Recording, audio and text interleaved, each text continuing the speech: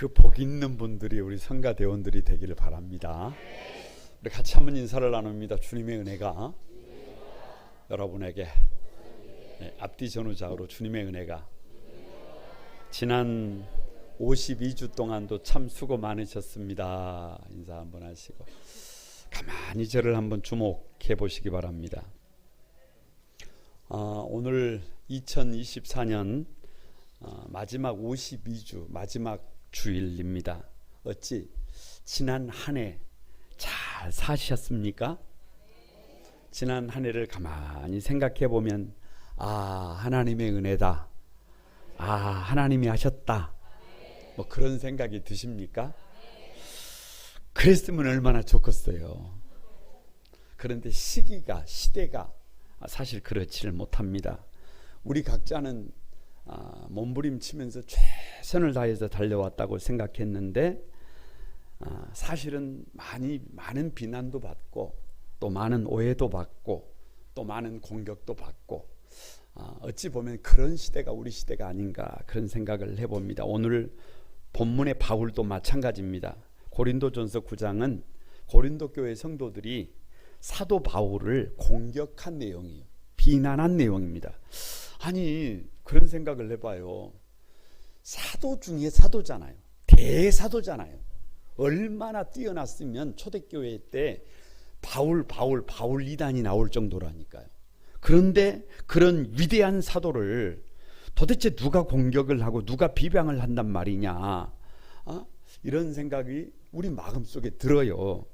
그런데 여러분 그렇지 않습니다. 사도 바울뿐만 아니라 예수님조차도 성경을 가만히 보면 수많은 비방을 당하고 공격을 당하고 어려움을 겪으셔야 했습니다. 이럴 때 사도 바울은 오늘 결론적으로 이렇게 말합니다. 14절입니다. 같이 한번 읽어봅니다. 시작. 복음 전하는 자들이 복음으로 말미암아 살리라. 여러분 무슨 말이에요? 사도 바울의 고백이 뭐냐 그러면 다 같이 한번 따라서 해봅니다. 나는 복음으로 살아왔고 복음으로 살다가 앞으로도 복음으로 산다. 복음으로 산다는 거예요. 이건 사도 바울의 뭐예요? 결단이에요. 세상이 아무리 어두워도 나는 뭘로 산다? 나는 복음으로 산다. 그리고 고린도전서 오늘 23번째 다 같이 한번 복음으로 산다. 여러분 믿는 사람들은요 믿지 않는 사람들과 똑같으면 된다 안 된다? 안 된다. 이유 없어요. 안 된다. 믿는 사람들은 달라야 돼. 차원이 좀 달라야 해요. 그래서 그 차원이 다른 삶을 복음으로 산다라고 표현한 겁니다. 여러분 여기 복음은 예수 그리스도예요. 그러니까 예수 그리스도로 산다는 것이 뭐냐? 오늘 두 가지를 통해서 은혜를 나누려고 합니다. 복음으로 사는 것이 도대체 뭐냐? 첫 번째 다 같이 한번 영적 수준을 높이는 것이다. 여러분 1절 한번 보세요. 1절 다 같이 1절을 읽어봅니다. 시작. 내가 자유인이 아니냐, 사도가 아니냐, 예수 우리 주를 보지 못하였느냐, 주 안에서 행한 나의 일이 너희가 아니냐. 여러분 아니냐예요. 무슨 말이에요? 내가 자유인이다, 나는 사도다, 나는 우리 주 예수 그리스도를 보았다, 주 안에서 행한 나의 일이 너희다. 할렐루야. 거침이 없어. 지금 사도 바울이 고린도 교회 성도들에게 공격당하고 비방당하는 것이 뭐냐 그러면 간단합니다. 사도 바울은 사도다 아니다. 사도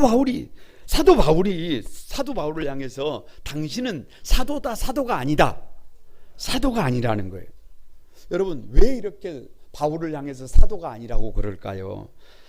초대교회 사도들에게는 세 가지 조건이 있습니다. 하나는 예수님의 공생의 기간 동안 함께 한 제자들이어야 해요. 함께 했어야 해요. 또 하나가 예수님으로부터 직접 말씀을 배웠어야 해요. 그리고 마지막 하나가 예수님의 부활을 목격해야 해요. 그런데 여러분 사도 바울은 생각해 보세요. 사도 바울은 예수님의 공생의 기간 동안 주님을 믿었어요? 아니에요. 주님이 십자가에 달리고 그리고 난 다음에 부활해서 승천하시고 난 다음에 시간이 지나고 난 다음에 사도 바울이 예수 믿는 사람들을 잡으러 다메섹에 갔다가 다메섹에서 부활하신 주님을 만나게 되고 이방인의 사도로 부르심을 받았어요. 그러니까 사도 바울은 어찌 보면 사도의 세 가지 자격에 충족이 돼요, 안 돼요? 안 됩니다, 안 돼. 그러다 보니까 이런 공격을 받고 있는 것입니다. 처음에 본문을 가만히 대하면서 이런 생각을 했어요. 고린도 교회 성도들이 사도 바울에게 당신은 사도가 아니다 이렇게 말을 하면, 좀 겸손하면 어떻게 하면 돼요? 뭐 사도가 아니라는데 뭘 어떻게 해요? 그러면 그냥 조용히 네, 저는 좀 많이 부족해서 부족한 사람입니다. 할렐루야. 그러면 되는 거 아니에요?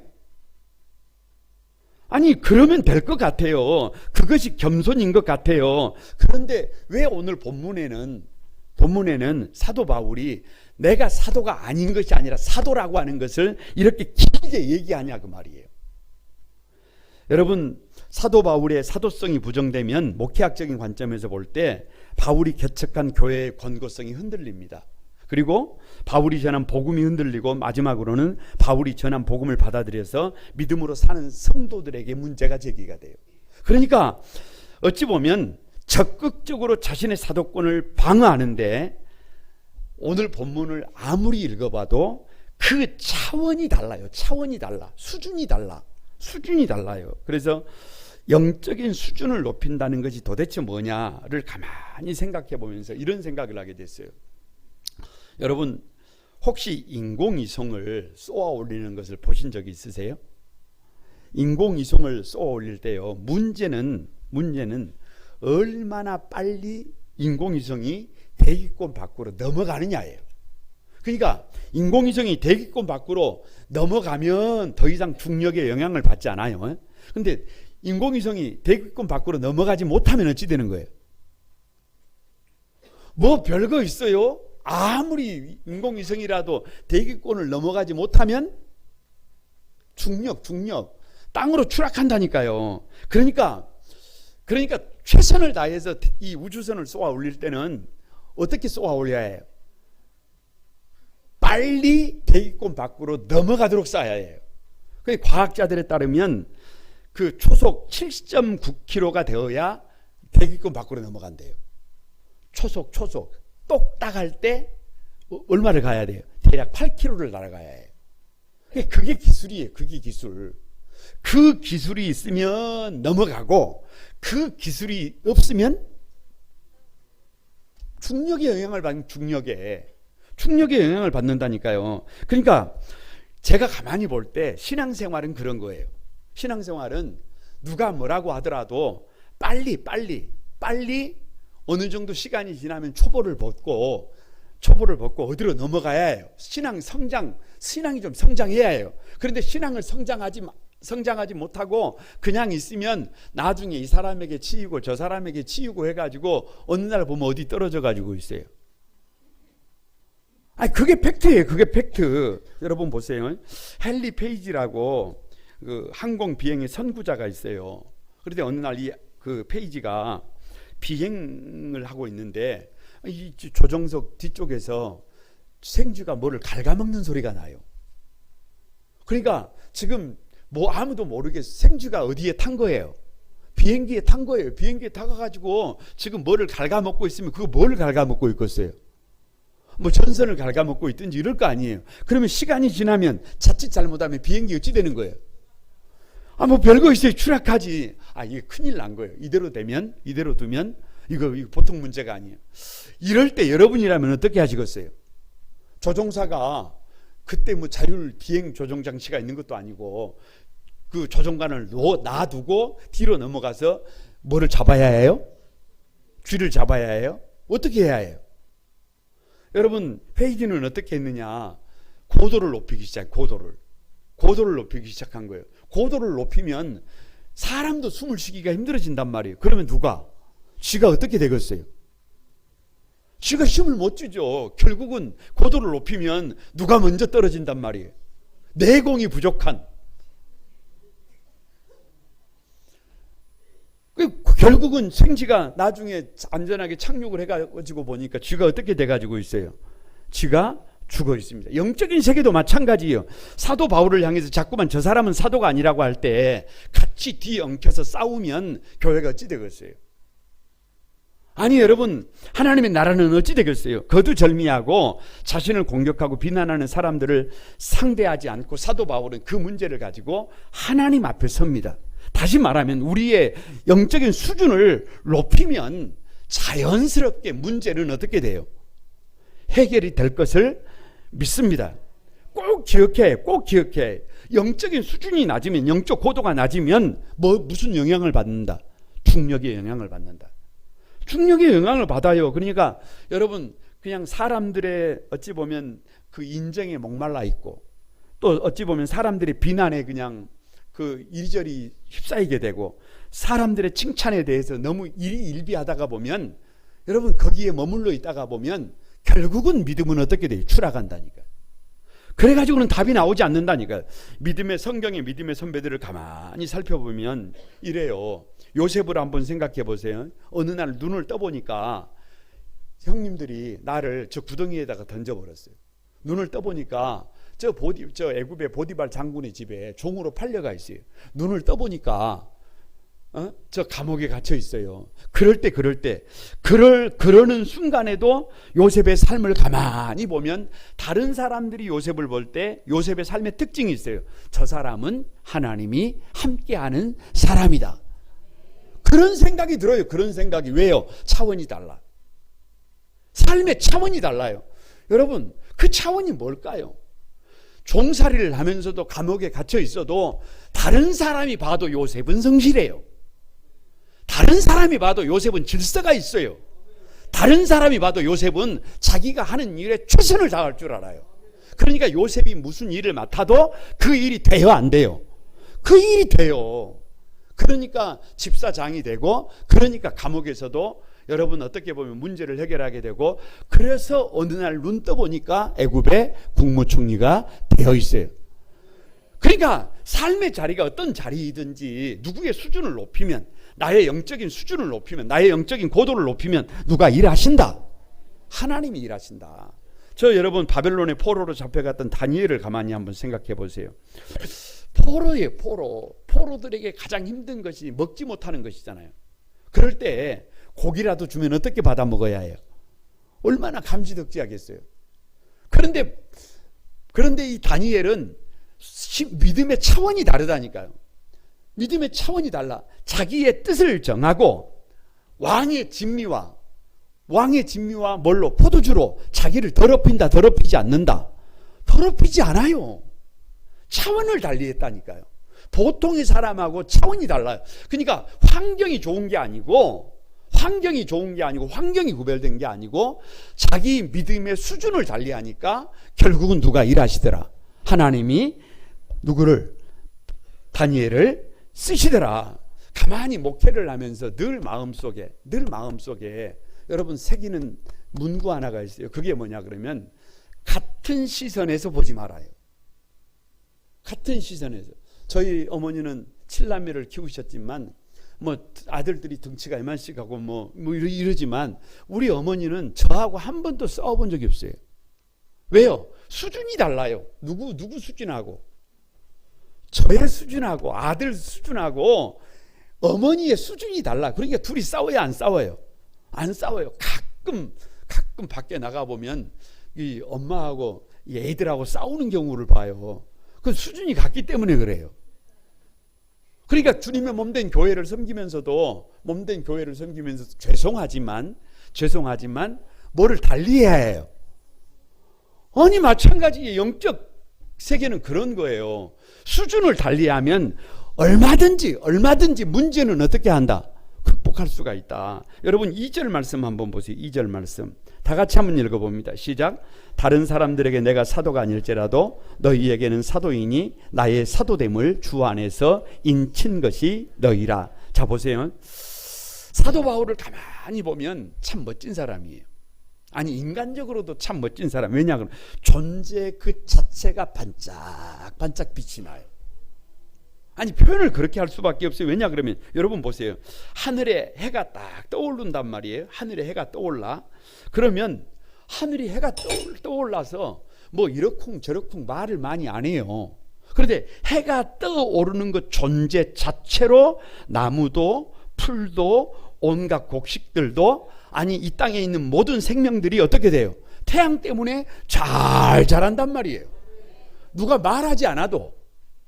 아니 생명체들이 뭐 고맙다 뭐 어찌 고맙다 감사하다 뭐 그런 말 하는 거 봤어요? 그런 거 안 해도 그냥 반짝반짝 비추고만 있는데 온 세상이 돌아간단 말이에요. 사도 바울도 마찬가지. 사도 바울도 여러분 그냥 사도 바울이 가만히 존재하니까 어디 교회가 세워지는 거예요. 고린도 교회가 세워지는 거예요. 그래서 바울의 고백이 뭐냐 그러면 자기를 비방하고 있는데 자기를 공격하고 있는데 오히려 다른 말을 해요. 다 같이 한번 나의 사도됨을 주 안에서 인친 것이 도장 찍은 것이 누구다? 너희다. 누구에게 감사를 하고 있어요. 아니 오히려 자기를 비방하고 있는데 감사를 하고 있잖아요. 수준이 다르다니까요. 자신을 부정하고 자신을 향해서 싸움을 걸어오고 있는데 바울은 어떤 꾸밈도 없어요. 어떤 인정도 바라지 않아요. 어떤 필요도 없이 주 안에서 인친 것이 고린도 교회 성도들이래요. 자신을 드러내지 않아도 자신을 과시하지 않아도 바울은 그냥 존재 자체로 뭐예요? 다 같이 한번 반짝이는 사람이라니까. 얼마나 매력적인지 몰라요. 사도 바울이 있어서 고린도 교회가 존재했어요. 여러분 참 내용을 알면요 가슴 아파요. 왜냐 그러면 고린도 교회가 세워질 때 사도 바울이 어디에서 왔냐 그러면 아테네에서 왔어요. 아테네로 들어갔을 때 거기는 철학이 발전했죠. 지식이 발전했잖아요. 거기에 들어갔을 때 누가 배운 사람이에요. 바울이 배운 사람이란 말이에요. 학식이 뛰어난 사람이란 말이에요. 그래서 들어가서 지식으로 복음을 전했는데 결과가 뭐예요? 교회도 못 세우고 유일하게 쫓겨난 곳이에요. 그러니까 누구의 힘으로 하려다가 바울의 힘으로 하려다가 아주 그냥 여기서 터지고 저기서 터져가지고 고린도로 쫓겨왔단 말이에요. 고린도로 쫓겨와가지고 여기에서는 자기 지식으로 복음을 전해요? 아니요. 다른 사람 앞에 나서지도 못하고 사실은 무슨 일을 하게 되느냐 그러면 노동자가 돼요. 천막 기술자가 돼요. 천막 기술자가 돼가지고 일을 하면서 옆에 있는 사람들에게 뭐를 전하는 거예요? 복음을 전하는 거예요. 예수 그리스도의 십자가의 복음을 전하는 것입니다. 그러다 보니까 여러분 묻습니다. 힘이 들어요? 안 들어요? 힘이 들어요. 묻습니다. 포스가 나요? 포스가 안 나요? 포스가 안 나. 다른 사람이 볼 때 저 사람은 사도 같아요? 사도 같지 않아요? 저 사람은 사도도 아닌 것 같아. 사역자답지를 못해요. 외형은 사역자답지를 못해요. 다른 말로 하면 사도 바울은 그냥 별 볼 일 없는 사람 같아요. 저는 본문을 가만히 묵상하다가 이사야 53장 2절 말씀이 생각났어요. 그는 주 앞에서 자라나기를 연한 순 같고 마른 땅에서 나온 뿌리 같아서 고운 모양도 없고 풍채도 없은즉 우리가 보기 흠모할 만한 아름다운 것이 있다 없다. 마른 땅에서 나온 뿌리가 뭔 모양이 있겠어요? 뭔 풍채가 있겠어요? 뭔 흠모할 만한 것이 뭐가 있겠어요? 이게 누구의 모습이에요? 이게 주님의 모습이에요. 그런데 사도 바울의 모습도 일하면서 복음을 전하는 사도 바울의 모습도 이게 모양이 포스가 나와요, 안 나와요? 포스가 안 나와요. 죄송합니다. 여러분 저 좀 보세요. 여기가 비어 있다니까요. 빛날이에요. 아 이거 뭐 하는 거 아니에요? 위대한 사역자의 지금 모습이에요. 거기다가 눈에는 간질이 있어요. 아니 눈에는 이 안질이 있어요. 거기다가 가끔 한 번씩 쓰러지기도 해요. 거기다가 키도 작아요. 그런데 저 노동자들이 일하는 것처럼 밖에서 그렇게 일을 하고 있어요. 여러분 사도로 보여요? 아니 여러분 제가 그러고 있으면 성도들이 와 우리 목사님 멋지다 막 이러겠어요? 이것이 사도 바울의 모습이라니까요. 그런데도 불구하고 외형으로는 그렇게 볼품이 없어도 사도 바울은 그 내면이 예수 그리스도에게까지 자라있는 사람이잖아요. 작은 예수잖아요. 작은 예수. 그러니까 잠잠히 존재하는 것만으로도 교회가 세워져 있잖아요. 교회가 세워져 있어요. 참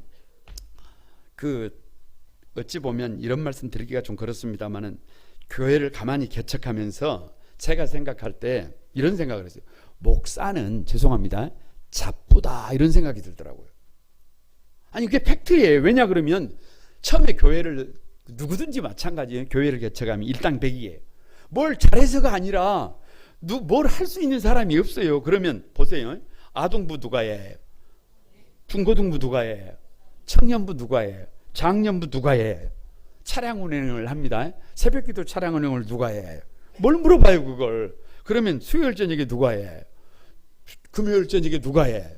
아니 주일날 아침에 뭐 학생들 모이려면 차량 운행을 해야 되는데 누가 해야 해요? 그럼 끝나고 나서 또 누가 장년부 차량 운행을 해야 해요? 그걸 뭘 물어봐요? 아니 교회에 어렵고 힘든 일들이 있으면 그거 다 누가 해야 해요? 그러니까 가만히 달려가다가 보니까 나중에는 무슨 생각이 드느냐 그러면 나는 잡부다, 이런 생각이 들더라고요. 아니 그런 생각이 들어요. 그런 생각이 들어. 그런데 문제는 그런 모습을 누가 봐요. 누가 봐.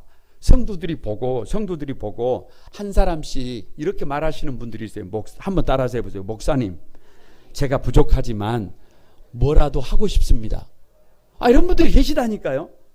아니 그리고 또 이게 좀 강권적으로 부탁을 하면 말 없이 가만히 받아들여 주시는 분들이 계시다니까요. 이게 백문일답입니다. 정답은 얼마나 감사한지. 그냥 한번 하는 거예요. 얼마나 감사한지. 할렐루야. 목사님, 제가 한번 가만히 찬양팀에 합류해서 찬양을 해보겠습니다. 얼마나 감사한지, 그게 얼마나 감사한지 경험해봐야 알아요. 아니 목사님, 제가 차량 운전 한번 해봐도 될까요? 이걸 뭐들어 물어봐요. 얼마나 감사한지 몰라요. 얼마나 감사한지 몰라요. 목사님, 제가 저 주방팀에 들어가서 한번 봉사해 보겠습니다. 오늘 아침에도요, 이제 주일날 다시 한번 설교를 마무리 준비하고, 그리고 이제 한 8시가 되면 보통 이제 밖에 나와서 그 주차장에 차가 있는지 없는지 뭐 이렇게 한번 교회에 쓰레기가 어떻게 돼 있는지 한번 둘러본단 말이에요. 그리고 나서 주방에 가니까 그때까지 주방팀은 뭐 하고 있어요? 오늘 여러분이 만들 음식을 준비하고 있더라고요. 그리고 나서 집에 돌아갔다가 다시 나와서 일부 예배 안내를 해요. 안내를. 아니 그 뒤에 빠진 게 있어요. 얼마나 감사한지. 얼마나 감사한지. 어느 날 예수님 품처럼 우리 다음 세대들을 가만히 품어주는 교사들이 세워집니다. 눈을 좀 이렇게 떠야 해요. 얼마나 감사한지. 아니 여러분, 어느 날 가만히 보니까 작은 가정이라고 하는, 작은 진이라고 하는 진장님으로 수고하시는 진장님들이 세워집니다. 부진장님들이 세워집니다. 눈을 좀 가만히, 눈을 지그시 이렇게 좀 가만히. 얼마나 감사한지. 아니 별거 없다니까요. 아니 가만히 생각해 보세요. 그냥 여러분, 목사가 불쌍해서 그래요? 아니에요. 그래서 그런 거 아니에요. 그래서 그런 것이 아니라 좀 부족해 보여도, 밖으로는 좀 부족해 보여도 우리 안에 누가 일하고 계심을, 우리 안에 주님이 일하고 계심을 믿기 때문에 여러분 그 짐을 서로 좀 그렇게 나눠지는 거잖아요. 그 짐을 나눠지는 거잖아요. 그러니까 이 고린도 교회는 바울이 모범을 보이고 거기에 반응한 고린도 교회의 성도들의 모습이 하나가 되면서 교회가 건강하게 세워졌단 말이에요. 건강하게 세워졌어요. 그러니까 거기에는 바울이 차원을 좀 달리하지 않았으면 고린도 교회가 세워질 수가 있어요, 없어요? 없다니까요. 가만히 2024년을 한 해 열심히 달려온다고 달려왔어요. 여러분 어떠십니까? 복음으로 산다는 것은 다른 것이 아니라 영적인 수준을 좀 높이는 거예요. 좀 영적인 고도를 좀 높이는 거예요. 그래야 가정이 세워지고, 그래야 교회가 세워지고, 그래야 교회가 이 시대를 살립니다. 그런데 어떻게 여러분, 좀 고도를 높이셨어요? 수준을 좀 높이셨어요?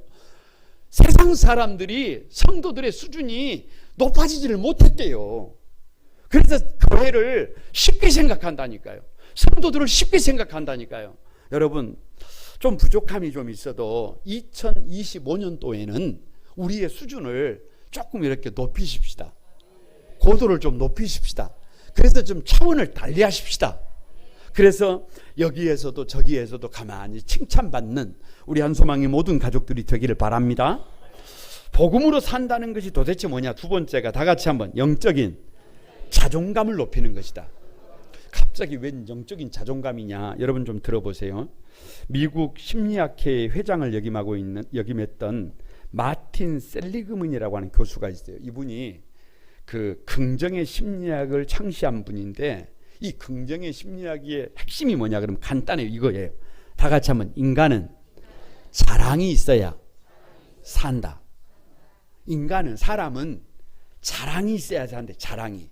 자기 스스로 마음속에 딱 자랑이 있어야 얼굴도 밝아지고, 자랑이 있어야 자기 삶을 이렇게 견고하게 세울 수가 있대요. 그러니까 여러분 좀 잘 들어보세요. 그의 주장에 따르면 칭찬이 외부적인 것이라면 자랑은 내부적인 것이다. 여러분, 다른 사람들에게서 칭찬을 들으면 기분이 좋아요, 안 좋아요? 좋죠. 그런데 칭찬이 외부적이, 다른 사람들에게 듣는 것이 칭찬이라고 한다면, 자랑은 내부적으로 나를 어떻게 만든대? 힘이 나게 만든대. 칭찬이 외부에서 나를 높이는 것이라면 자랑은 내부에서 나를 높이는 것이라고요. 칭찬이 외부에서 나를 세워주는 것이라면 자랑은 내부에서 나를 지탱해주는 힘이라고 그래요.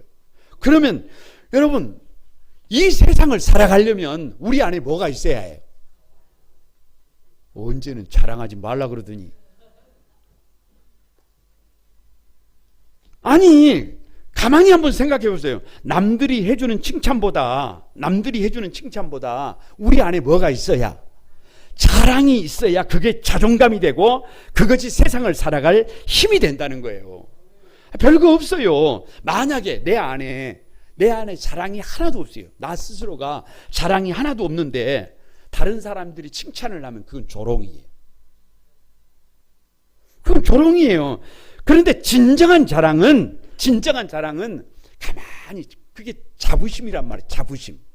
그게 자존감이에요. 그게 자존감. 그래서 자기 자랑이 없으면 건강한 인격이 될 수 없다고 말하는 것이 이 마틴 셀리그먼 교수의 그 얘기예요. 여러분 3절과 4절을 한번 읽어봅니다. 같이 한번 읽어봅니다. 시작.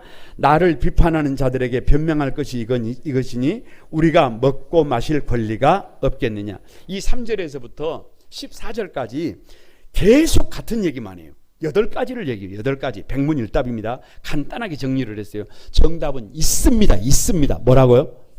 있습니다라고 하면 됩니다. 사도된 바울이 먹고 마실 권리가 없습니까? 있잖아요. 게바와 같이, 베드로와 같이 결혼하고 아내와 함께할 권리가 없습니까?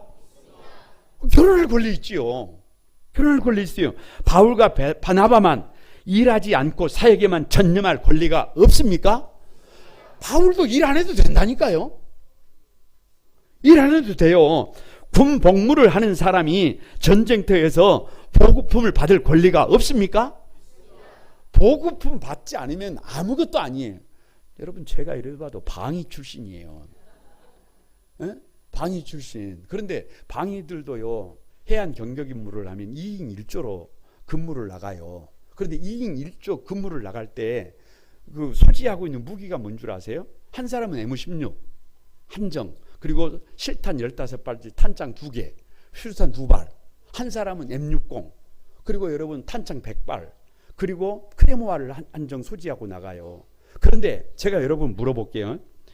만약에 앞에 적이 출현을 했다. 그러면 이 무기는 몇 초면 끝나버려요. 죄송합니다. 2분 내로 다 소진됩니다. 누르고 던지면 다 끝이에요. 그럼 그 뒤부터는 빈총 들고 있어요? 누가 보급을 해줘야 될 거 아니에요. 그러니까 여러분, 몽골이 저 세계를 제패할 수 있었던 것은 그 뒤에 뭐가 있어서요? 보급부대가 있어서 그래요. 그러니까 군대에 나간 사람이 보급품을 받지 않는다? 전쟁을 포기하는 거예요. 말이 안 되는 거예요. 다시 묻습니다. 포도나무를 심고 그 열매를 먹을 권리가 없습니까? 있다는 거예요. 양떼를 그리고 그 양떼의 젖을 먹을 권리가 없습니까? 있어요. 곡식을 밟아 떠는 소에게 곡식 먹을 권리가 없습니까? 있다니까요. 제단을 섬기는 사람들은 제단에서 나오는 것을 함께 할 수 있다, 없다? 있다. 이 이야기를 왜 이렇게 길게 해요? 본문의 핵심이 뭐냐 그러면 고린도 교회 성도들이 바울을 공격하고 비난을 합니다. 그런데 그 많은 공격을 받고 있는데 이상해요. 바울은 공격을 하면 공격을 할수록 바울의 삶이 부각이 돼요. 이게 차이예요. 이게 차이. 물을 만난 물고기 같아요. 막 비방을 하는데, 막 공격을 하는데 비방을 하지 않으면 어쩔 뻔했어요. 공격을 하지 않으면 어쩔 뻔했어요. 왜요? 공격을 하면 할수록 바울이 그간 어떻게 살아왔는지가 부각이 되는 거예요. 이게 누구의 삶이어야 해요? 이게 저와 여러분의 삶이어야 합니다. 교회는요, 다 같이 한번, 교회는 전투하는 교회다. 교회는 먹고 노는 것이 아니에요. 영적 전투를 벌이는 현장이에요. 영적 전투를 벌이는 현장. 영적 전투를 벌이는 교회는요, 자존감이 있어요. 자존감이. 나는 하나님의 백성이다. 우리는 주님의 몸된 교회다. 어떤 공격, 어떤 어려움이 있어도 그 문제를 돌파할 수 있는 능력이 있어야 한다고요. 그러려면 아이덴티티가 분명해요. 정체성이 분명해야 해요. 분명해야 해요. 여러분 가만히 보세요. 12절 한번 보세요. 다 같이 한번 읽어봅니다. 시작. 다른 이들도 너희에게 이런 권리를 가졌거든 하물며 우리 일까 보냐? 그러나 우리가 이 권리를 쓰지 아니하고 범사에 참는 것은 다 같이 그리스도의 복음에 아무 장애가 없게 하려 함이라. 여러분 다시 묻습니다. 자기에게 주어진 권리를 다 썼다는 거예요? 안 썼다는 거예요? 안 썼다는 거잖아요. 뭐를 위해서? 주님의 몸된 교회의 복음에 장애가 없게 하려고 자기에게 주어진 권리를 포기했다는 거예요. 여러분께 가만히 한번 물어봅니다. 사도 바울에게는 세상적인 자랑이 많다 적다? 사도 바울은 많은 사람이에요. 세상적인 자랑 그러면 여러분 뭡니까? 별거 있어요. 돈이지, 명예지, 뭐 권력이지, 이런 것 아니에요? 그러니까 누가 말하지 않아도 갖고 싶은 것, 있었으면 좋겠는 것, 그리고 있으면 자랑스러워하는 것, 그게 세상적인 자랑이에요. 그런데 사도 바울은 빌립보서 3장 5절에 보면 나는 8일 만에 할례를 받았고 이스라엘 족속이고 베냐민 집하고 히브리인 중에 히브리인이고 율법으로는 바리새인이고, 여러분 잘 아시는 것처럼 가말리알 문화에서 공부한 최고의 석학이에요. 다시 말하면 사도 바울은 완벽한 사람이에요. 하나님이 사도 바울을 불렀을 때는요, 그냥 부른 게 아니에요. 제대로 갖춰준, 어찌 보면 최고 중에 최고가 누구예요? 사도 바울이라니까요. 그런데 빌립보서 3장 7절에서 9절을 가만히 읽어보면 대략 이렇게 되어 있어요. 내가 그리스도를 위하여 다 해로 여길 뿐더러 또한 모든 것을 해로 여김은 내 주 예수 그리스도를 아는 지식이 가장 고상하기 때문이라. 내가 그를 위하여 모든 것을 잃어버리고 배설물로 여김은 그리스도를 얻고 그 안에서 발견되려 하려 함이니, 이렇게 되어 있어요. 내가 그리스도를 위해서 지금 내가 가지고 있는 세상적인 이런 자랑들은 전부 뭘로 여겼다? 해로 여겼다. 여러분 무슨 말이에요? 예수 믿는 데는 이런 돈이나 이런 명예나 이런 권력이 도움이 되더라 안 되더라? 안 되더라는 얘기예요. 사도 바울이 예수님 앞에 나오지 못했던 이유가 뭐냐 그러면, 여러분 뭐를 가지고 있는 거예요? 돈을 가지고 있고 명예를 가지고 있고 권력을 가지고 있다가 보니까 예수님 앞에 나와야 할 이유를 발견하지 못했어요. 지금도 마찬가지예요. 지금도. 그래서 사도 바울의 자랑이 뭐냐? 세상적인 자랑이 아니라 그런 세상적인 자랑은 다 뭐로 여겼다? 해로 여겼다. 아니, 오늘 본문에 배설물로 여겼다. 배설물을 한자로 하면 뭐예요? 똥이잖아요. 똥. 그러니까 똥을 가지고 여러분 똥을 못 버려 이러고 있는 사람이 어디가 있어요? 거침없이 버리지. 그러니까 더 이상 그런 세상적인 것을 가지고 사도 바울이 자랑하면서 자존감을 키운 사람이다? 아니라는 거예요. 그런 자존감이 아닙니다. 여러분께 다시 묻습니다. 사도 바울에게 자랑은 권리 포기다, 권리 지키기다? 권리 포기. 오늘 12절의 말씀이 권리 포기예요. 사도 바울이 고린도 교회를 개척해서 교회가 부흥되었으면 묻습니다. 재정적인 지원을 받을 수 있는 권리가 있다 없다? 뭘 물어요? 있지. 그런데 사도 바울은 그 권리를 포기했대요. 12절에 이렇게 말해요. 우리가 이 권리를 쓰지 아니하고 범사에 참는 것은 그리스도의 복음에 아무 장애가 없게 하려 함이라. 다시 말하면 여러분 사역만 한 것이 아니라 천막 기술자로 일했다는 것이, 왜 그렇게 일을 하면서 했다는 거예요? 교회에 부담을 주지 않으려고 했다는 거예요. 그러면 고린도 교회가 사도 바울의 그런 마음을 좀 알아줘야 해요? 몰라줘야 해요? 좀 알아줘야 하잖아요. 그런데 고린도 교회는 일하는 바울이 어찌 사도인가? 천막 기술자가 어찌 사도란 말인가? 이건 여러분 가슴 아픈 일이, 이건 가슴 아픈 일. 아니 무시했다는 거예요. 그러면 된다 안 된다? 안 된다. 그런데 사도 바울의 고백이 뭐냐 그러면 나는 주님의 몸된 교회를 위하여 복음의 장애가 되지 않도록, 교회를 세우는데 부담이 되지 않도록 나는 친히 일을 했다. 뭐 했다는 거예요? 권리를 포기했다는 거예요. 여러분 이 자존감이 있어야 돼요. 이 자존감이 바울에게 있다니까요. 보세요. 사도 바울도 게바, 베드로와 같이 다른 사도들처럼 결혼을 할 수 있는 권리가 있었다 없었다? 여러분 사람이 세상에 태어나서 그런 마음 없겠어요? 좋은 배우자를 만나가지고 정말 알콩달콩, 다 같이 한번 성가대 한번 알콩달콩 그렇게 한번 안 살아보고 싶어요? 에이 잘 안 됐디다. 그러지 마시고. 그런 마음이 있어요. 그런 마음이. 사람은 그런 마음이 있다니까요. 그런데 바울은 애시당초 그걸 내려놔 버렸어요. 왜요? 일평생이 1차 전도여행, 2차 전도여행, 3차 전도여행. 그래서 결혼할 수 있는 권리를 누구에게 내려놔 버렸어요. 내려놓고 일평생 독신으로 살았단 말이에요. 이게 뭐예요? 이게 권리 포기예요. 이게 권리 포기. 그러면 고린도 교회가 바울을 보면서 세상에 주를 위해서 결혼도 못하시고 얼마나 고생이 많아요. 뭐 이래야 될 거 아니에요. 그런데 결혼도 못한 사람이, 아니 사도 바울이 돼가지고 사도가 돼가지고 결혼도 못한 것이, 그것이 흠이 됐단 말이에요. 그러니까 사도 바울의 마음에 얼마나 아픔이 되겠어요. 그러니까 아무리 그렇게 사도 바울을 멸시를 하고 조롱을 해도 사도 바울은 하나님 앞에서 나는 그걸 누구를 위한 권리 포기예요? 주님을 위한 나의 권리 포기예요. 얼마나 자존감이 있어. 얼마나 자존감이 있어. 여러분께 묻습니다. 사도 바울에게는 그 이상의 자랑거리가 많다 적다? 여러분 많아요. 많아. 그 이상의 자랑거리가 많아. 저 다메섹에서 예수님을 만나서 이방인의 사도가 되고 난 뒤부터 1차, 2차, 3차 전도 여행을 통해서 수많은 영혼들이 돌아오고 교회가 세워지고 세계의 역사가 바꿔지잖아요. 그러니까 자랑할 것이 많아. 그런데 그런 얘기를 하는 게 아니에요.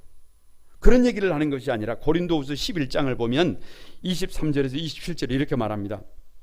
내가 수고를 넘치도록 하고 옥에 갇히기도 더 많이 하고 매도 수없이 맞고 여러 번 죽을 뻔하고 여러 번 여행하면서 강의 위험, 강도의 위험, 거짓 청재 중의 위험을 당하고 다 같이 한번 수고하며 애쓰고 여러 번 자지 못하고 줄이고 목마르고 굶고 춥고 헐벗어노라.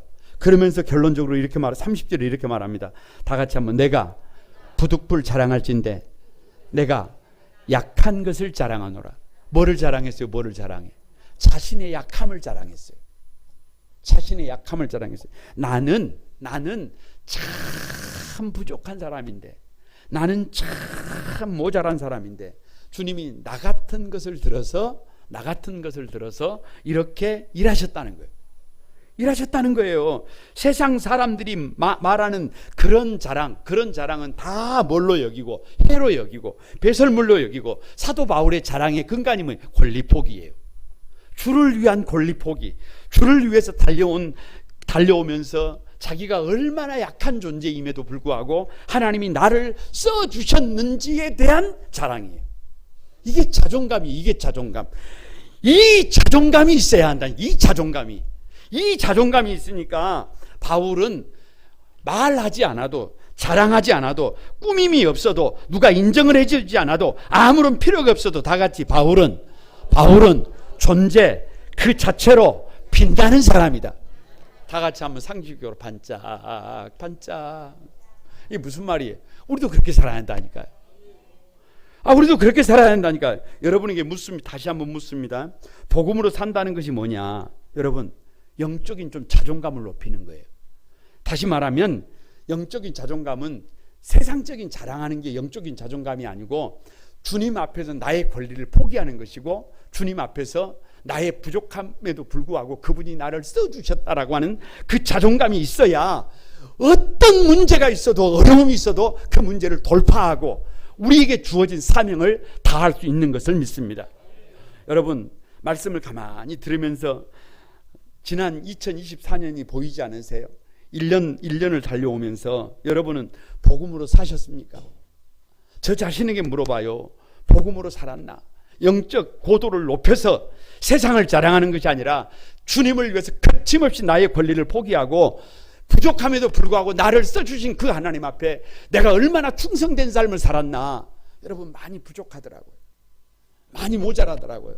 그러면서 결단하는 것이 그겁니다. 2024년도에는 다 같이 한번 영적인 수준을 높이자. 영적 고도를 좀 높이고 거침없이 주를 위해서 나의 권리를 포기하고 어떻게 살아가는 거예요? 주를 위해서 약함에도 불구하고 나를 불러주신 그 하나님 앞에 믿음으로 살아가는 것입니다. 여러분, 그렇게 될 때 저와 여러분의 삶에 일하시는 그 하나님을 경험하게 될 것을 믿습니다. 그 믿음의 주인공들이 여러분이 되시길 바랍니다. 우리 같이 찬양하면서 기도하겠습니다. 나는 주를 섬기는 것에 후회가 없습니다.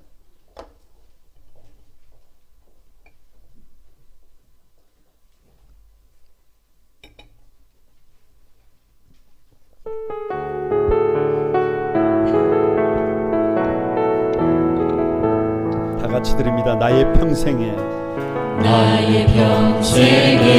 가장 복된 일은 내가 예수님을 만난 것이라. 나의 평생에 가장 잘한 일은 내가 예수님을 주로 섬긴 것이라. 우리 손을 들고 한번 이 세상 살 동안 내가 걷는 길이 때론 험하여서 넘어질 때도 주의 강한 손이 나를 붙드시니 나는 예수님만